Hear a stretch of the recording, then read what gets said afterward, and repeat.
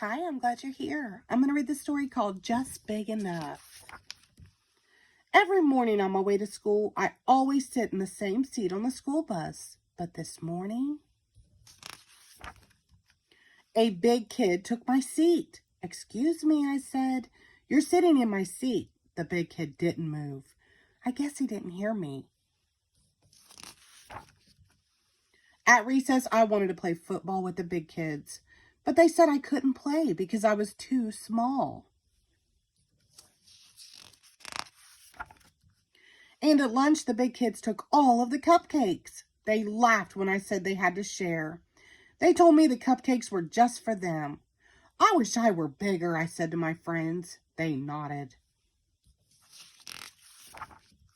That night, I couldn't sleep, so I read a comic book, and that's when I got a great idea. The next morning, I asked Dad for some wood and some glue. Mom gave me tinfoil, and little sister let me have a jar of her glitter. "What are you making?" asked little sister. "A growing machine," I said. I worked on the growing machine all morning. When it was finished, I sprinkled glitter on it so it sparkled like the one in the comic book I had read. I made a helmet out of tinfoil. Then I put on my helmet and climbed into the growing machine. I sat in the growing machine all afternoon. I even ate my lunch there. When it became dark, Dad said it was time to come home. "Did I grow?" I asked. Dad shook his head and said, "Not yet."